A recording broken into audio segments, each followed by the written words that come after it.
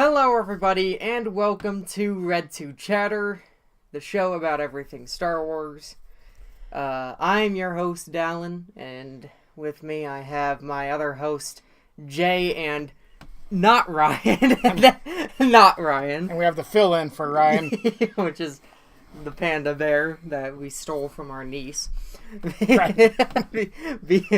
Because why not? But we need something to fill this spot over here. And yeah, I wish we had something a bit more Star Wars related to put there, like a giant Rancor or something. That'd be cool. Yeah, I would love a stuffed animal, maybe even bigger than that, of a giant Rancor. That'd be cool. That would be really awesome. I don't know if I'm gonna do that when you're gone. I think I might just sit where you sit. Sit in the middle. Yeah, and do that. But we do have a lot of topics today.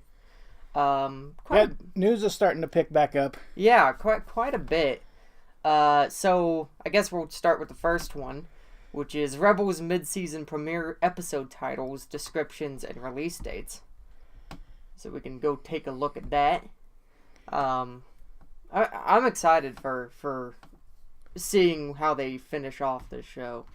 Me too. I'm not looking forward to it ending necessarily, but I mean, it does have to end. Yeah. I mean, they're just getting too close to the events of A New Hope that it'd be hard to still let them make the show. Yeah. And go a different direction. Mm. I suppose they could. I mean, there's, vast amounts of space in the galaxy, and I'm sure there are little missions and stuff going on all over, but yeah. Yeah, I'm interested to see just how they wrap it up and sort of where it leaves us off. Yeah. And as far as how close it gets to Rogue One. Will it hint at another animated series? Right. Do they leave us a little room for something else? So, yeah, who knows? I would actually not mind seeing, it doesn't even have to be a full-fledged series, but a mini-series of just Chopper and Hera and their adventures throughout how the galaxy. Their adventures parallel the movies, the events of the trilogy. That'd be cool. I think that would be a really cool kind of just mini-series. You don't have to make it a full-on series. You can just do a little mini-series of them, which I think would be really cool. And you could just, I don't know, you could just call it the Phantom or something. Just the ship. Or the Ghost. Or the Ghost, yeah.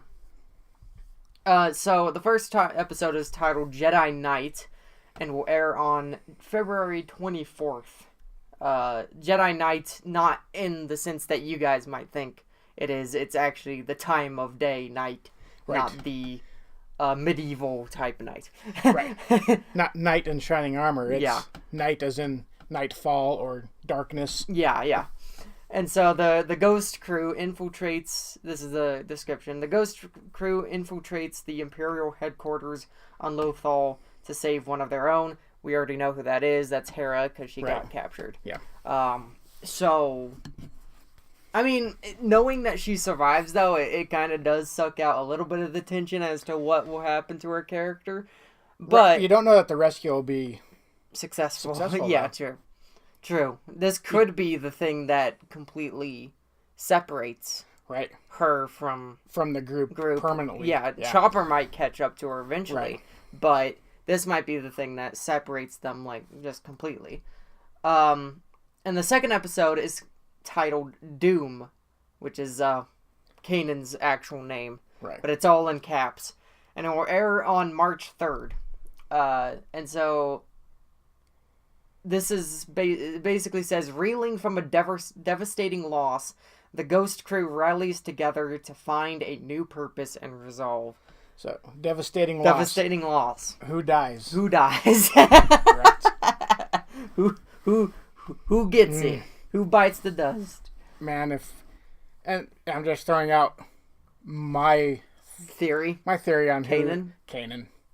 I mean, come on. The name is also Doom. Right, it's his name. They're Doom, just the way you say it, it also sounds doom. Yeah. Like 3PO always used to say, "We're doomed." Yeah. I mean, and so do you think that's what the Lothal wolves were alluding to? That maybe he'll sacrifice himself to save Hera, perhaps? Maybe. I mean, that would be my guess, is that he has to sacrifice himself in order for Hera to go free. Yeah. And, he has no other choice, maybe. Also, would make sense why you never see him with Hera ever again. Right. Like in, for example, Forces of Destiny. Like, he would have been out there if he was still around. He would have been out there with Hera, like, loading up the supplies and all that, helping out.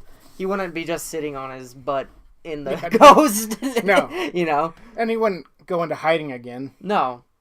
I mean, now, the only other character that I can think that has a possibility of dying is Rex. Yes, but I don't think that's a devastating loss. It would be pretty. It is devastating in the fact of heartbreaking, but not in the fact of it's going to destroy what the. Oh, true. What the Ghost Crew is. Yeah. He's sort of like the adoptive, like, uncle or grandfather. Yeah. They just sort of adopted him into the family. He's not like part of the core family. Mm. To me, like, the word devastating is somebody from the core group. Where is this microphone? Over here. Put it like right here. There we go. But yeah, I agree with you. So yeah, I think Kanan's gonna. I don't think it's Ezra. No, I don't think it's Ezra. Unfortunately, I mean, he is the most hated character in Rebels. He's the most disliked. I think it's just he sort of has that Anakin way about him from the prequels. Mm-hmm. That I think a lot of people have taken to calling him Space Aladdin, which is kind of true. Like that, I could definitely see the similarities between the two, but they look similar, just not. And also their pasts are similar too, if you think about it, and how they deal with it. They're thieves and stuff like that. They're street rats, and so it does kind of make sense why people compare the two. Yeah. Ezra was never my favorite, so I'll be honest, if he does end up dying, no skin off my nose, I think like he does at some point. Oh yeah, because otherwise, where the heck is he? I just don't think in this particular episode he's the one that's going to die. Maybe he goes into his own kind of exile. Maybe he just gives up. I don't know. Yeah. Maybe he gives up the Jedi way, and him and Sabine just leave together. Yeah, that could be. That could be. They don't want anything to do with the rebellion anymore. Maybe something's going on Mandalore that Sabine can't ignore, and she has to put that first over the. I mean, and then Zeb, over the events of the rebellion. Zeb also has something that he has to go back to, too, was the Lasats on their new homeworld. Yeah. So he has that to go back to as well. And Hera has the rebellion to go back to, and so Chopper follows Hera. Ezra has basically nowhere to go. Right. So yeah, I mean he's from Lothal. So, yeah, that's his homeworld, and it's getting torn apart. Right. So the Empire is killing it.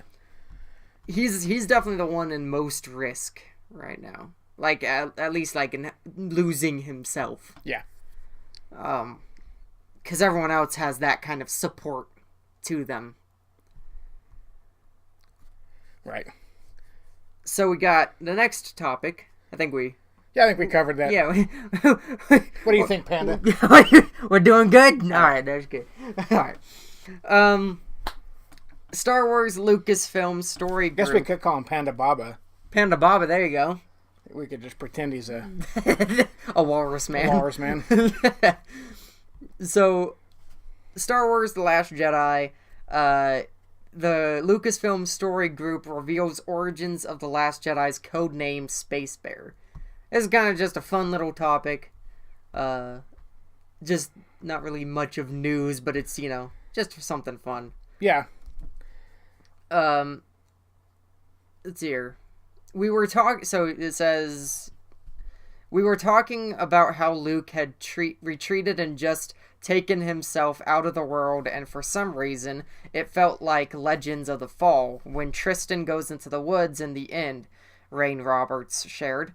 But then we were like, and he gets mauled by a bear, and someone said, so Luke is like a space bear. And so that's basically why they named it Space Bear. I think I always liked that. I don't think I ever learned why they called Force Awakens Red Cup, though.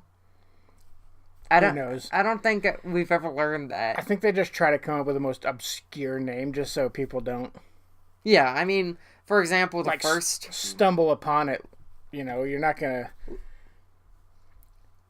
call it, like, the Saber of Light. Somebody might look up Light Saber and, like, you know, and it'll bring that up, like, oh, Saber of Light. Yeah, you're not gonna make a working title too. I mean, what was too easy or too on the nose? First movie, A New Hope. Didn't they have it was like Blue something? Yeah. Blue Lagoon or something like that. There was a movie called Blue Lagoon. Oh yeah, I do know. There was a movie called Blue Lagoon with Brooke Shields. Uh-huh. I remember that movie. It's a good movie. Yeah, it's pretty good. But long, but yeah. But I'm trying to think of like what that was. It was like Blue Farm or something like that.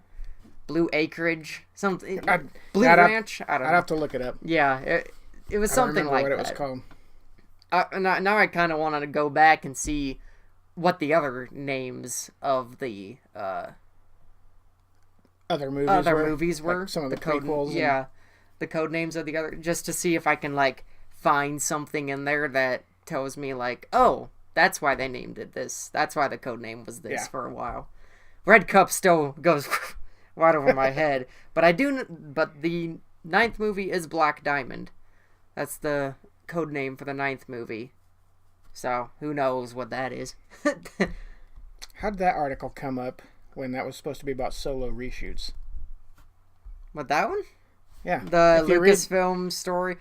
Wait, oh yeah, it says Lucasfilm Story Group. So that's what the article says, but then Jay's post on Red2 Chatter says Solo set to start reshoots later this month and into early February. Cause for concern, in my opinion, the answer is no. It sounds like the typically scheduled reshoots for a movie of this size. I agree with you. Right, so yeah, Han Solo is going through reshoots, or they call them in the industry on this sort of scale of pickups.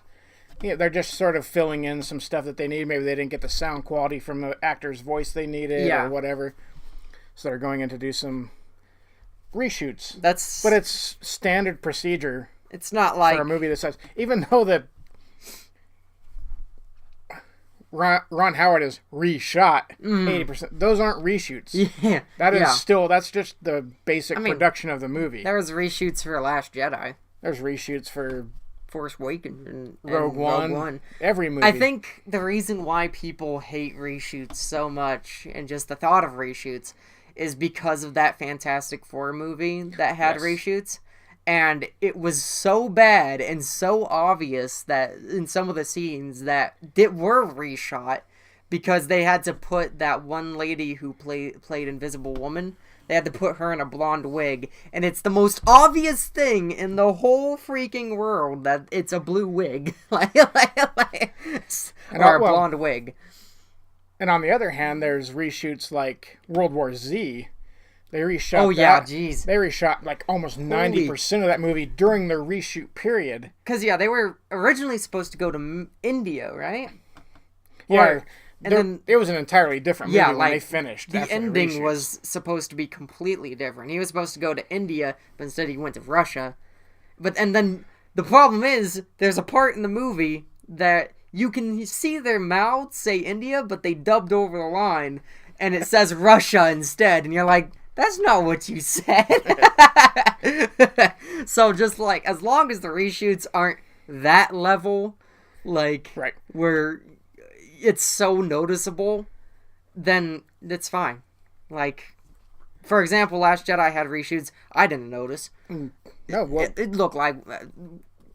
I think one of the main things you want to do when you're making a movie is make it look like it was all shot in one day. Right. And shot in like the time. So Yes. from the beginning to end, it's not shot that way. No. Half the time they shoot the end first, and then Mm-hmm. and then and it's all over the place. I'm gonna just take A New Hope for example. The first scene they shot was the awards ceremony at the very end. That was the very first thing they shot for the movie.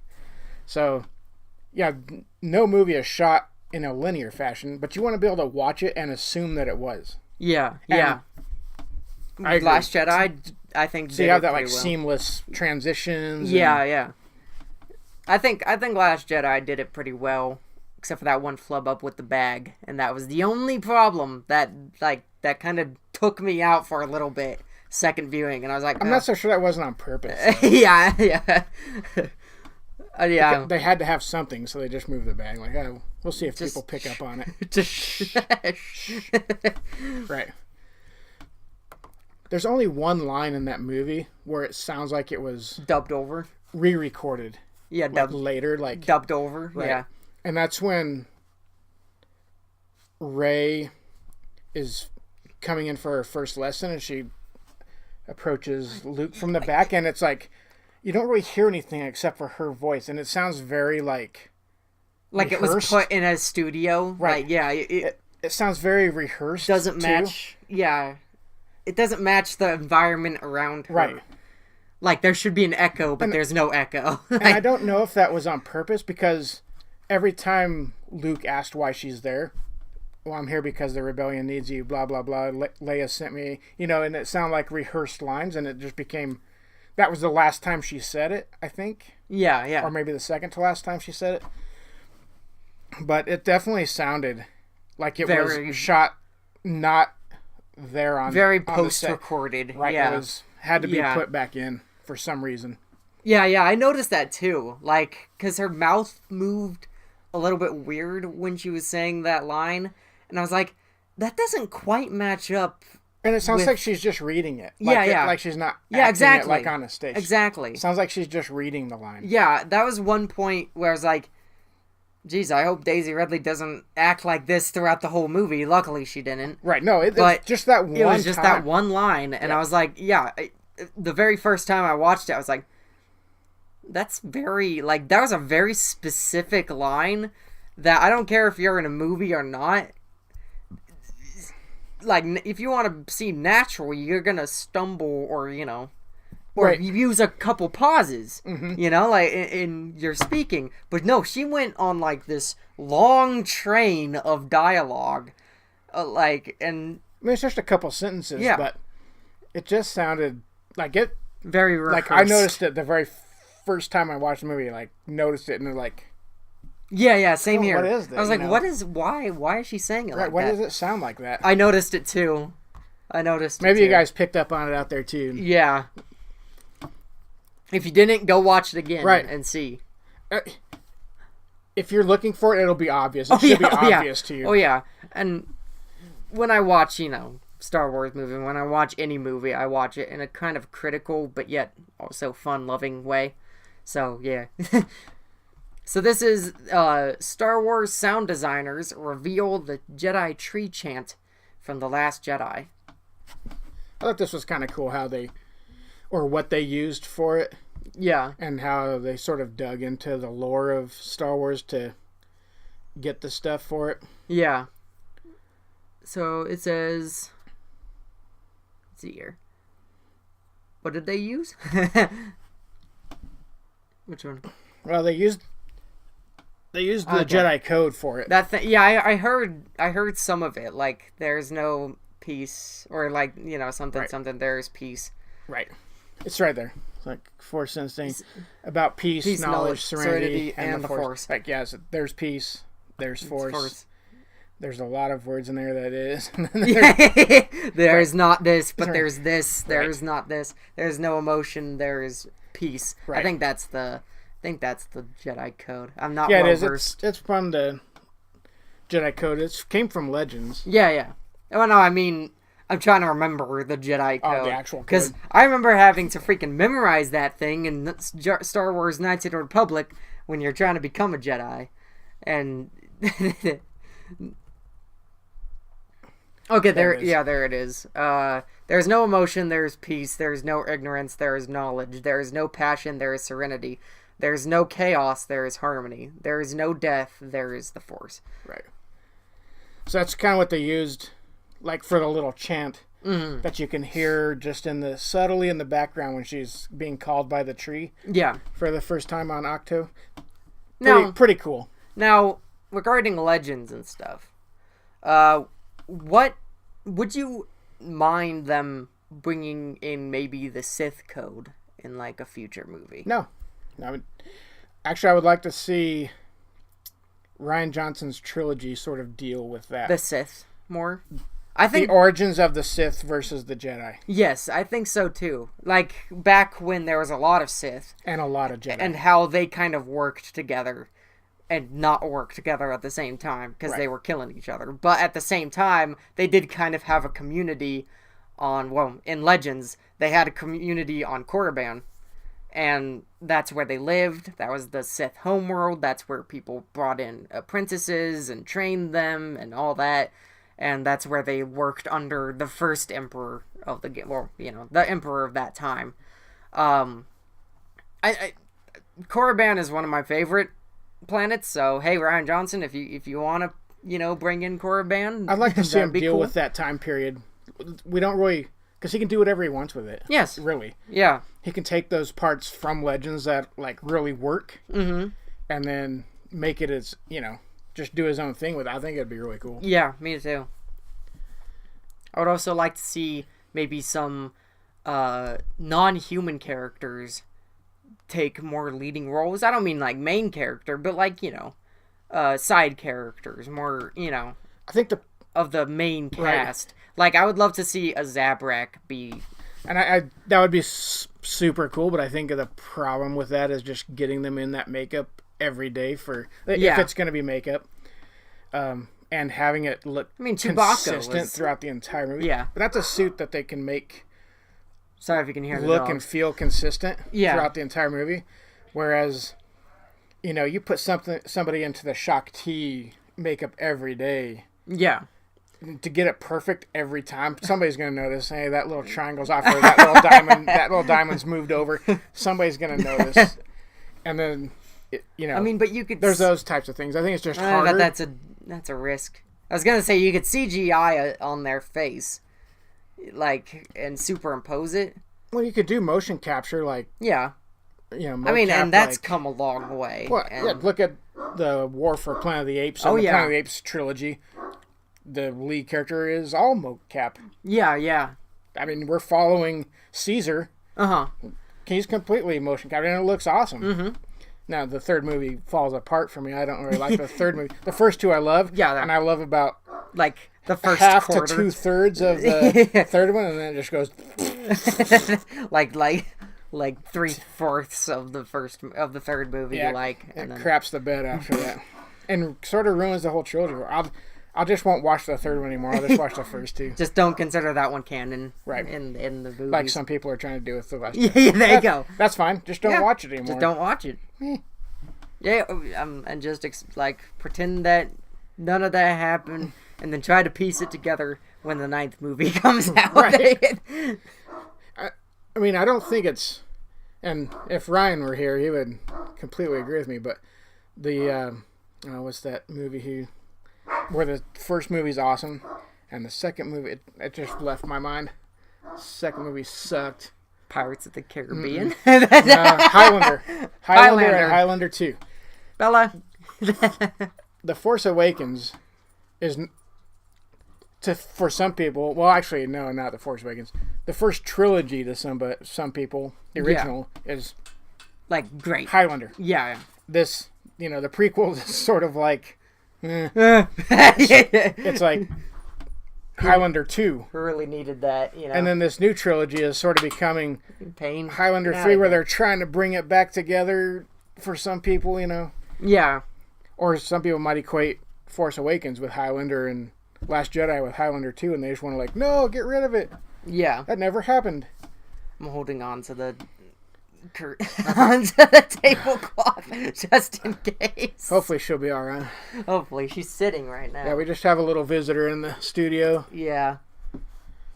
just making sure that she doesn't pull the like she did that almost. You know what we did that should one do is time. like, instead of have like a drinking game, but like whenever we get an interruption from an animal, we should have on the table somewhere like a little trivia question Oh, there about you Star go. Wars that we ask. Like every time right, we every get time. interrupted by one of our pets. It's time for a pet interruption trivia question. That'd be pretty good. Maybe That'd we'll come up with something like that. Yeah, that's a possibility. But yeah, I like the idea of them using the Jedi code. I mean, I don't see why Jedi code, Sith code, and Grey Jedi code can't be canon. Because Right. honestly, they don't interfere with anything, and they actually fit. They really can be well. canon. It just has to show up in a movie for it to become canon. Yeah, well, I mean, or in a book, Or a novel. current book that's Or a coming out, comic yeah. book series. Yeah, so As long as it's anything that has to do with what's going on right now yeah, in the, as it's controlled by Lucasfilm and Disney, and all the material going forward. yeah, If any of that stuff comes up eventually, then it's canon. So, people just need to give it time. I mean, they had the expanded universe for years before even the prequels came out. yeah, And then even more years for when this newest trilogy came out. yeah. Like, you have to give it time to work its way back into those sort of areas of storytelling. Yeah. I agree. Next one, we got a little bit of a sadder topic. If this happens. If this happens. Now, I actually wouldn't mind this happening because it would be a good end to the saga. Like, to kind of symbolize that this is the end of this current saga. Well, maybe come out with another saga. I don't know. A new one. I don't know. But, That'll be told where J.J. Abrams leaves the one off. Yes. Leaves episode 9. Where does he end it? How does he end it? yes. But anyway. Was there questions to be answered Yeah. still? But Kevin Smith thinks that episode 9 will see the loss of the Millennium Falcon. Now, I never really listened to Kevin Smith, to be honest. He's got some good opinions. And, He's a definite Star Wars fan and comic book fan. And, oh, yeah. I mean, he knows his stuff. Oh, yeah. And he's a movie producer, director. Oh, yeah, made produced Clerks. movies. Yeah, Yep, made Clerks. done a lot of things. So I value Kevin Smith's opinion based on he has a vast knowledge of the Star Wars universe, and he also has that sort of directorial mind where he And can also, he does have friends on the inside. he has those too. But he has that like director's mind where you can kind of see where things are going, Yeah. or where maybe he would make them go. And I think that's sort of what he's playing on. Yeah. But, Or maybe somebody, yeah, like I was said. drunk at a party one night and spilled the beans, yeah. He was the only one there to hear it. Yeah. That's the way you do it, though.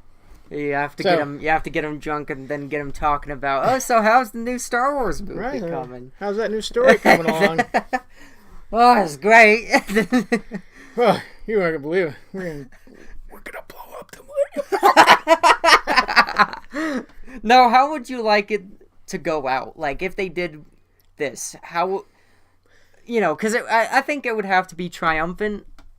Maybe a sacrifice of the Millennium Falcon. Do you want? How can you do you want it? Chewbacca to take one last fly into the? We've already seen that, so you can't But you mimic. You can't mimic what Holdo did with No, with the Radis. Well, I mean, like more of a thing where he has like, Independence Day, when he has the bomb strapped to his plane and he's flying. Or up. sort of like what Finn was trying to do. Yeah.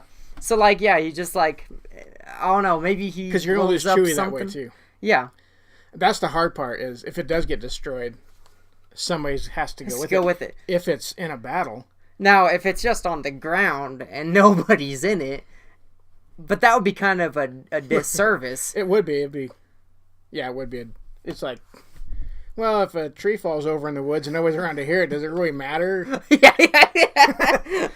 If the Millennium Falcon is just sitting on the ground and it blows up, well, does it really matter? Yeah. It's not going to be as impactful, yeah. if it's just blown up sitting on the ground. So, yeah, I think it would have to go out in an epic way. Now, what if? What if the cockpit is actually a separate little ship?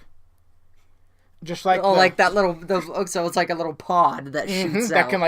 That can jettison off if it's getting destroyed. That could be. I mean, I always thought that because of the weird. Because I could just shut that door. That's right back there and just jettison it off, and it just has like just one little, engine that propels it. Yeah. What if that happens? That'd be cool. Yeah, that would be cool. The rest of it gets maybe like they have to fly that part into something, and then that they jettison. Take that off and just let the rest of it crash into something to destroy it. That could work. That could definitely work. I could see that happening. Actually, I could really see that whole little cockpit just coming apart. Yeah, being its own little escape pod. I can kind of see the Millennium Falcon getting blown up and kind of what's a good way to explain it? Like slow motion, while like some music is just playing over it, like if I could save time in a bottle, like that. And just like you just see the scraps flying by.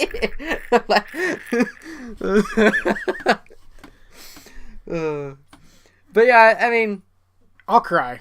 Yeah, me if too. It gets blown up, there'll be tears. It's an icon. It's like watching Luke go, or it's a character. I mean, is it watching Han go? It's a character all on its own. I mean, if you're there like opening weekend or for Force Awakens, and when they are running towards the that other ship, and they see them, and it's like, well, what about that one? That one's a piece of garbage.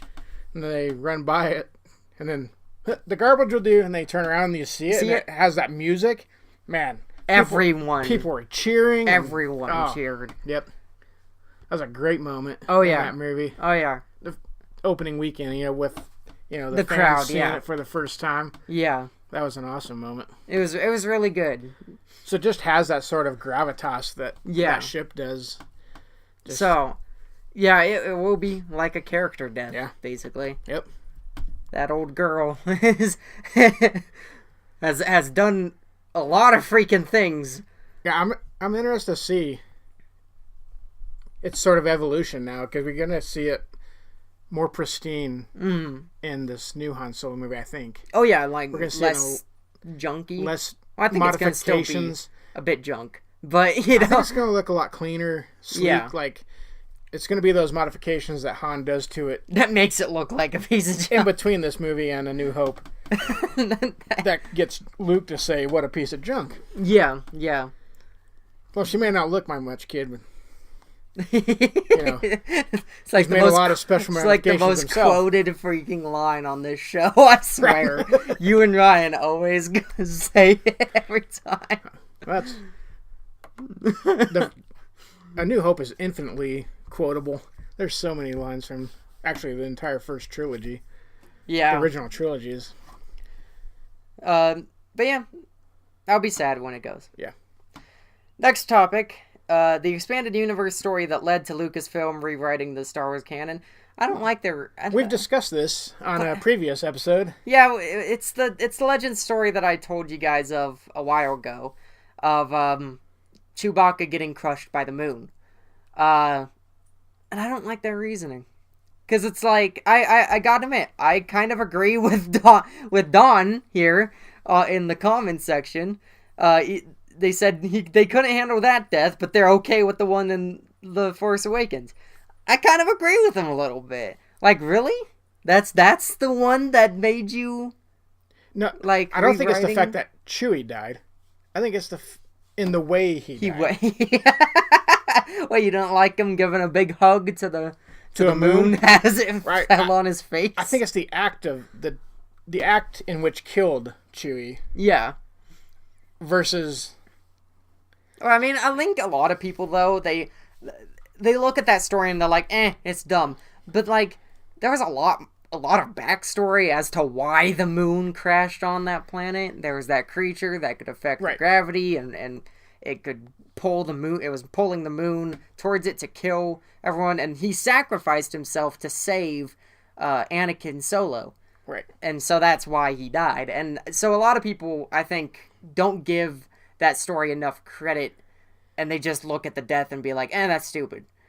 Without looking. I think you're right. I think they don't. Right. Yeah, they don't give the full story enough credit, but yeah, then they just focus on the moon. The moon killed. Well, it's that image of Chewbacca going like that and roaring, and the moon is right there. Yeah, the moon about to fall on him. Yeah. I think just back when they did it, it was just, even though it's science fiction fantasy. Yeah. You can do whatever you want. Mm-hmm. Anything's possible. Anything's, you can explain anything, and you don't even have to sometimes.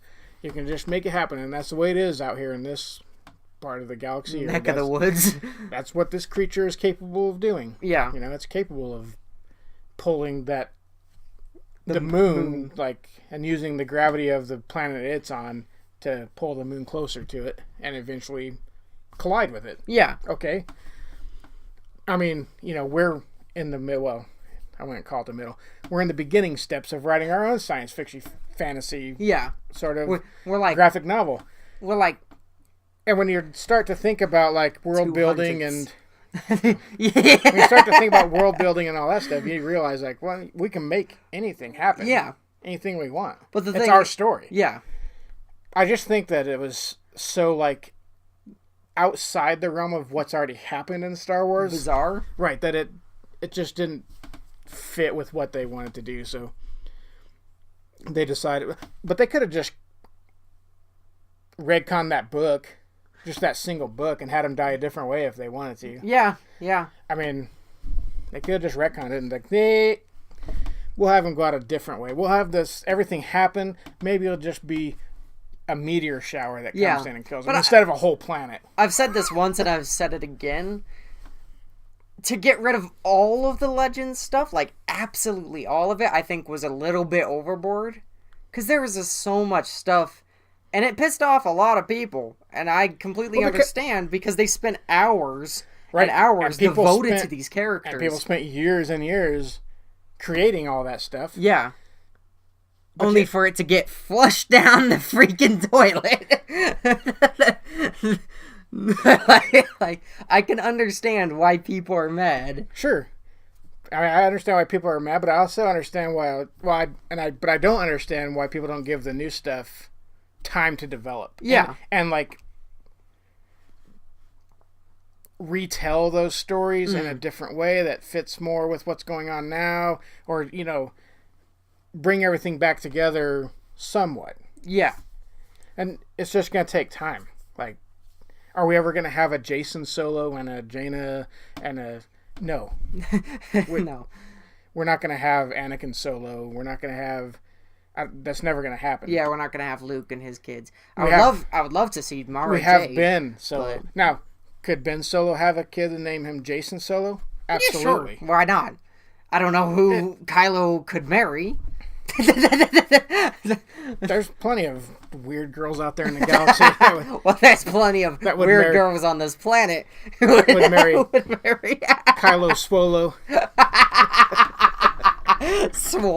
Swolo. I've seen the memes.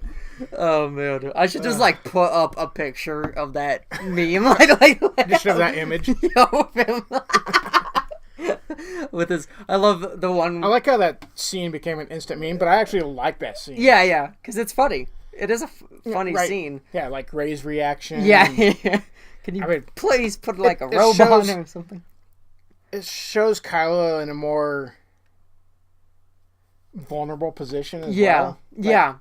It shows him as more of a real person. He's just a kid. He's just a young man. Mm-hmm. Yeah. And it also shows Rey with her kind of, being isolated to that right, kind and of just stuff. like not used to seeing that Yeah. kind of thing, right, and was taken aback by Yeah, it. yeah. I And like a little bit embarrassed. Uh-huh. Right. Now, a lot of people actually ship Rin and Ray, which I gotta admit, I'm not actually against. Usually, like, back when Force Awakens first came out and people started shipping them, I would have been like, no.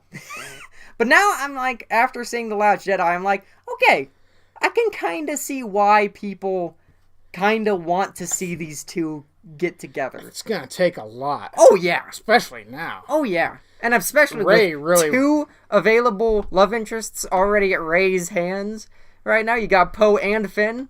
Like, what? Like, right, this is going to become a love spiderweb before we know it. I mean, Kylo was sort of endearing himself to Rey. You could see it, like... Oh, yeah. They like, touched hands, and they... And the one thing where he's like, you are nothing, but not to me. Right. But after that moment, he's like, she can't go the way he wants to go. Yeah. It's not about ruling the galaxy for her. Yeah. Like it is for him. Just in this, I mean, there's another similarity that goes back to the prequels. Padme and Anakin had this same issue. Oh, yeah. So.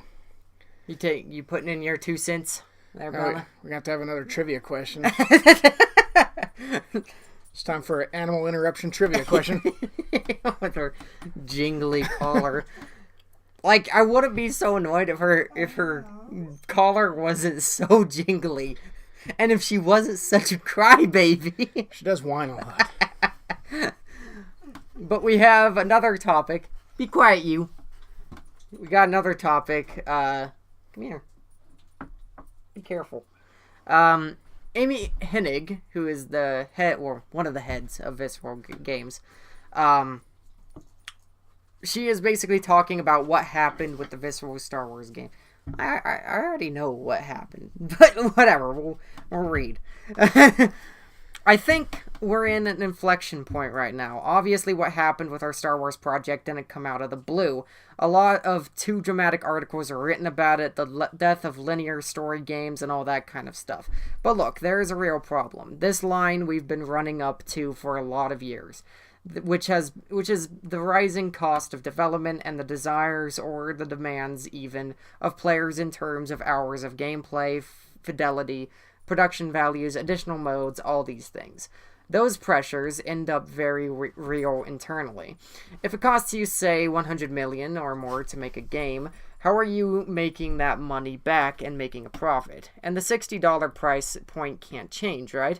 There's a lot of negative press around monetization, loot boxes, games as a service, etc. But these things are trending now in the industry, especially for larger publishers, as an answer to the problem of rising development costs. Budgets keep going up, the bar keeps getting raised, and it starts making less and less sense to make these games. There's also this trend now, as much as people protest and say, why are you canceling a linear story-based game? This is the kind of game we want. People aren't necessarily buying them, they're watching somebody else play them online. I mean, I can kind of see where she's coming from, but at the same time, that doesn't mean you just give up, Here, well, this is what I took from the article. And the gamers demand so much. Like, nobody's going to buy a linear story game that only takes 3 hours to complete. Oh, no. People want... they want a challenge. Yeah. So, they want to play these games for, I don't know what gamers want. They want like a 6-hour game or 8 hours worth of content. Usually the comfort zone is 8 hours. So 8 hours, campaign. We'll say 8 to 10 hours of, campaign mode to complete the game is what it would take an average gamer. Yeah. A really good gamer should be able to do it in, say, 6. Yeah. And a poor gamer, it might take them forever. Yeah. Which the poor gamer is probably going to have more fun with the game because they're never going to finish it. Yeah. Until they get to that point where they can't get past something and then they'll just stop playing it. Because that happens to me all the time. Yeah. So to get the production value and all of the things people want in those games that take 10 hours to finish, I can see where she's coming from. It costs so much money to produce those kind of games because that's more content you're having to produce. That's more graphics, more all of that stuff you're having to produce to just make the game. Yeah. And to try to sell it at the $60 price point is not feasible. And here, this is why we start getting the DLC that you pay for. But that's fine. I don't mind DLC. What I don't like is loot boxes. That's the big problem, is the gambling part of the whole thing, is the loot boxes and stuff. That's DLC, do whatever you want with it. Because in the end, it's your choice whether you buy it or not. Loot boxes is like basically legal gambling. So, like, people can sell. Yeah. Mm-hmm. Like, I remember back, like, when we played, multiplayer online games, in the beginning, you didn't, you just created your own character and just wanted to build your character, realistically as the game allowed it. Yes.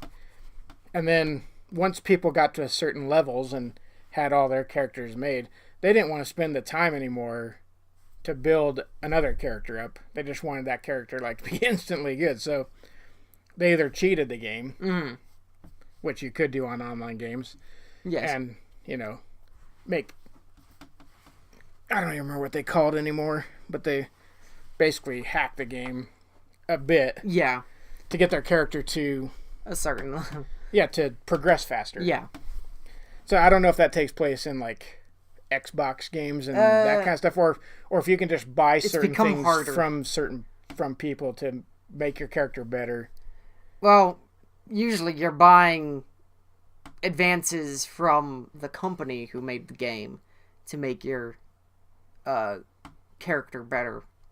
So you're getting advance on your on your gameplay. Mm-hmm. And now, is that for 20 on 20? Is that the only time you use that stuff, is when you're playing, say, like Halo? Yeah. And it's a versus mode where you're on the team and you have the other team and it's a capture the flag type scenario. Yes, that is the only time that you. That's the only time it really cares. Yes. So in a linear based game, there would be no loot box. No, because there could you're be. You're just a single player versus whatever the AI is throwing at you. Yeah. Yeah. Right? Yeah. You're correct. So you don't need loot boxes in a linear story. But you can definitely have DLC. Right. Which, can get you a whole bunch of stuff. Not even to mention, and I know a lot of people have problems with these kinds of things, but I don't really mind them, because again, your choice whether you buy them or not. You don't have to buy them if you don't want to. But the gold editions or silver editions or platinum editions, where they come out day one and they have some extra stuff in them, but you just have to pay more for them. It goes above that $60 range. Right. So, for example, say Shadow of War came out, and they had the Mithril version of the game, and that was $100 or so, and that gave you some extra stuff in the story mode. It gave you some extra weapons. It gave you some extra gadgets and moves that you could pull off that you could only get in advance if you bought this paid the extra money to buy this certain edition. So with some games, yes, there are kind of a little bit like loot boxes type of things in single player games. Right. For example, Shadow of War does have loot boxy things. But the average player who buys the regular Shadow of War game, they're still going to have a fulfilling story to go through. Yeah, for the most part. Sometimes, though, in games, they like to really push for you to buy the gold or platinum or mithril or whatever. And so sometimes they'll make the game absolutely hard. And so what you'd have to do is buy a season pass to get some more stuff to give you an edge so that way, you know, when that part gets really hard, then you can get past it easier. So some people do put some companies like Ubisoft do put up walls where in the story modes. So you basically can't get past. Either you have to be extremely skilled and practice, or you can just cheat and buy. Yeah. In order to pass the level. Yeah. So, you know, it depends on what publisher you're talking to. Like, Bethesda doesn't really do it much because people absolutely love their games. And the funny thing is that they've made linear games, and they've continued making linear games, even though they do keep making Skyrim and Fallout and all these open world RPGs. They make Doom, which is a very linear game. That's probably one of the most linear games I've played in a while, and I love it. Or Dishonored, which isn't too linear, but it's still, you know, you have to do this in order to progress the storyline. Right. Otherwise, like, you're gonna run out of stuff to do in this one little section pretty quick. Now, what about the last part of her comments where she's like, people aren't necessarily buying the games. A lot of people are just watching, like, Twitch online and watching other people play them. Do you think that's negatively affecting the industry? In some ways, yes. In some ways, no. Because some people do make their living off of the games. But sometimes, actually, watching a person play a game, and I know this is true for me, watching a person play a game, I actually get so invested in the game that they're playing, and I watch them, that I end up stop watching them, and I'm like, okay, I don't want to know what happens from here on out. I just want to play the game that they're playing to experience it for myself. Right. So I think. So you get. Did we stop? No, we're good. I just heard a beep though. We're running out of battery? No, I don't think so. But I think, no, it just depends on who's watching. So, like, you know, some people will go and be like, oh, I'll just watch the whole game. Some people will go and be like, oh, I'll go and I'll just pause it and buy it for myself and see what happens. That's what happened to me with the Yakuza games. That's what I did. I was like, I don't want to know anything more. I just want to play the rest of the games. So, yeah. Cool. What's up next? Next we have... Star Wars The Last Jedi has been pulled from almost all theaters in China. Why? Well, I don't know if this is the article that said it, but one article said that there weren't enough beautiful people. And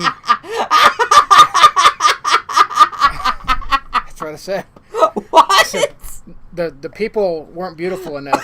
Oh, no! So people weren't turning out to go see it. What? That is such a weird reason as to why. Right. I don't remember. I don't think it was this article, but I did read that somewhere. Has this been confirmed? I don't know. It's probably just more. Like, if that's actually real, though, and that's the reason why that happened, oh my goodness.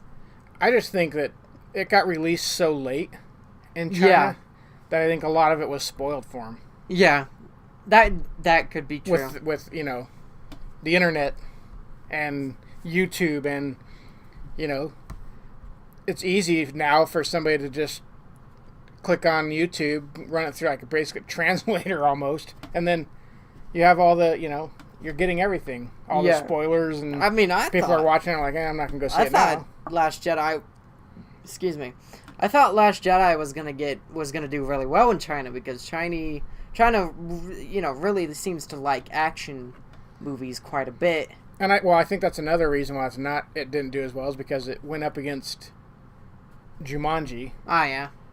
And Coco is still out there in China right now. It opened like around the same time. Yeah. Which is a very popular movie. Mm-hmm.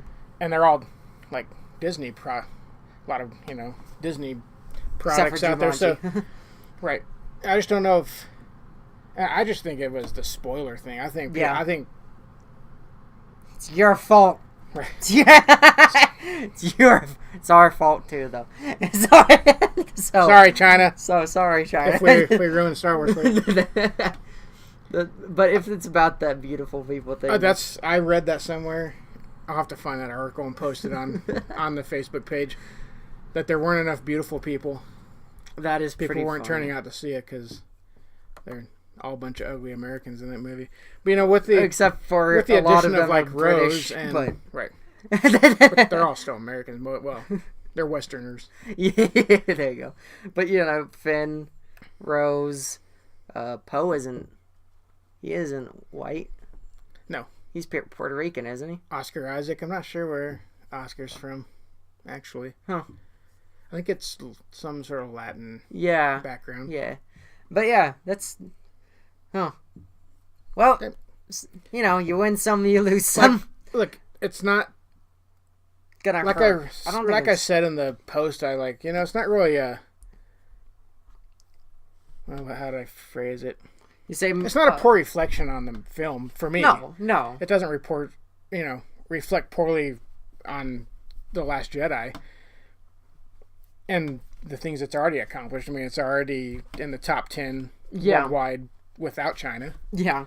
So, with China, if China had turned out for it to go see it, sure. I mean, Disney is not liking the fact that it didn't do well in China. Oh, no. But maybe they just have to look at releasing it closer to the time that it gets released elsewhere. And maybe that is the fix. I don't know. Yeah. And maybe the Chinese are just over. Maybe they just are done with Star Wars properties, which could happen too. Yeah. But I wouldn't think the whole country would be done, yeah. Right. With that. Maybe they were all threatened by the communist China. Maybe. You better not go see this movie. It's supporting our Western enemy. Just kidding. They saw. I could see that happening in North Korea. I could see that happening in North Korea. Maybe Iran right now. But watch out. It's going to send a missile our way if you don't shut up. So we got the official Solo, a Star Wars story synopsis released. This is our final topic for today. Which is good because we've gone on quite a bit. So let's just get this done. We'll say our thoughts. The synopsis says... Board the Millenuim Falcon and journey to a galaxy far, far away in Solo, a Star Wars story. An all-new adventure with the most beloved scoundrel in the galaxy. Through a series of daring escapades, deep within a dark and dangerous criminal underworld, Han Solo meets his mighty future co-pilot Chewbacca and encounters the notorious gambler Lando Calrissian in a journey that will set the course of one of the Star Wars saga's most unlikely heroes. I think the most interesting part of that is Solo meets his mighty future co-pilot, Chewbacca. I kind of figured that they Are we getting like an initial meeting? And first and meeting? Why the life debt? Right. We're going to see him save his life. Maybe he rescues him from slavery. What if Han Solo saves Chewbacca's life by accident? Maybe. And didn't mean it. And at first he's kind of like, no, go away. Yeah, go away. Shoo. Go away, you walking carpet. Yeah, basically. Yeah, they can make a reference to that. And, maybe he's like, yeah, go away. Shoo. And Chewbacca just keeps following him around. Right. And eventually he's like, It's all right. Fine. Or maybe Chewbacca proves his worth and Yeah, maybe some guys try to hurt Han and he comes in and whoops some butt. Rips an arm off finally. There you go. Yeah. And starts choking someone out. It's one of my favorite things that Chewbacca does. I want to see him rip people out. I want to see him rip the arms off something. Yeah. Because they reference it in A New Hope. Yeah. That he goes. Droids aren't known to rip, arms off your body. Wookiees are known to do that. They don't like to lose. Yeah, I mean that was even a thing. It was a cut scene. Well, it was a scene that was cut out of The Force Awakens. Yeah. He was supposed to go in. Unkar Plot was supposed to follow them to Maz Kanata's. Yeah. And Chewie was supposed to rip Unkar Plot's arm off. Which I wish that got in the... I wish that made the final. Yeah, because that would have been an awesome scene. Yep. I mean, I think that it would be cool... Because, I know that... I think that was, one of the finishing moves in, Lego Star Wars. Was him, taking... like ripping the arms off of one of the droid, like, you know, one of the characters. Yeah. So yeah, I'm excited to see this movie though. I'm excited to see, you know, the first meeting between Solo and Chewbacca and Lando. I'm excited to see that, you know. I'm getting antsy for a trailer. Oh yeah, like, me too. It's got to be coming soon. I mean. It has to be. Like, we're almost exactly 5 months. Once it hits once it hits the 25th of this month, it'll basically be exactly 5 months away. Oh yeah. So it's got to be coming soon. I mean, you know, there's other news out there in the movie industry where Deadpool 2 just moved in. They moved out of, I think they were in a June slot somewhere, maybe July. I think it was late June. And they just moved their movie up to come out May 8th or somewhere around there, May 7th, like the first week of May. Yeah. So I'm hoping, you know, now that's a Disney property. Mm-hmm. So I'm hoping they're not moving Deadpool in to that position and then going to move Star Wars all the way back to December. Yeah. I just don't know. There's nothing out there about that right now. And nope. Only, you know, us people on the YouTubes talking about it. But I still think that they're gonna make the May 25th, even with the reshoots they were scheduled. Yeah. So I need a trailer here soon, or else I'm gonna start to get nervous. Yeah, same here. About this movie and the shape it's in. Yeah, I mean, I'm still my views on it are still pretty optimistic. Well, here's the thing. Like, I'm excited for the movie to come out, but also I'm losing a little bit of. Like, I'm not going to go into overly, like, what's the word? Not Last Jedi mode. Yeah, like, completely, like, on board. Obsessed, like, yeah. Right, I'm ready to watch this movie. I'm going to go a little bit apprehensive, I think. Yeah, and we'll see how it goes. Right. More along those lines. Right. Even after I see some trailers. Now, if I see some trailers and they're all really good, my expectations will go up. Oh, yeah. I'm just going to try to temper my expectations right now. Restrain. Yeah. So that if it's not what I want it to be or what I think it's going to be, or you won't be as disappointed. Right. Don't get your hopes up too high. And maybe it'll just be but then a great movie then. If you see a fun movie. If you see like something like so great and amazing that exceeds your expectations.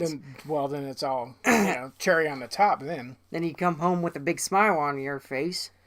Right, but if you have these like, outlandish expectations going in, which I did have, now I'm starting to like lower those expectations a little bit and sort of, I'm still excited to see it, but I'm going to lower the expectations of what I think I'm going to get from this movie. Yeah. And it's just, I don't know if it's like a self-preservation mode. Bye. Bye. That's okay. We just lost you guys, so we'll just go ahead and end it there. Yep. So we almost had a full show. I know, almost. So I hope you guys enjoyed this 38th episode of Red 2 Chatter. Please like, comment, and subscribe if you guys enjoyed. Please also go and check out our Red 2 Chatter Facebook page. It's a wonderful page. Jay is very, very good at keeping up to date and sharing and all that fun stuff. Something I need to learn with my own Facebook page on my own YouTube channel, YouTube channel. Had a droid moment there. Droid glitch. Which is Major Glitterix. Link down in the description below. I do gameplay videos and all that fun stuff.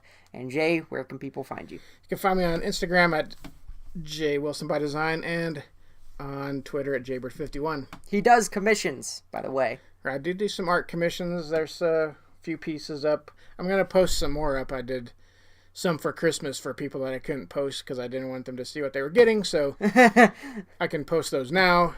I do different things. I can do pets, animals. I also creatures and I'll Star post Wars. Those on my Instagram page. And yeah, I can do Star Wars creatures. I did a Stranger Things one for my sister. So yeah, He has a pretty good range. Right, it's a different... I try to develop my own style, and sometimes you can see the similarities, like especially between the two I did for Jordan and Mom. The two dogs, you can see there's a similar style there between those two. Courtney's is a little bit different. It's a little bit different, so yeah. But I hope that you guys enjoyed again, and we will see you all next time. Well, he will. Yeah, I'm off next week. Yeah, you'll I'm see off to me Vegas. next time. Woo! You'll see me next time. So I'll see you in 2 weeks. you're gonna lose all your money. I'm not taking any money to gamble. So I hope you guys enjoyed, and I'll see you next time. So bye. Laters. You don't even have to turn off the camera. That's great. Nope. It's already. Well, we went over an hour.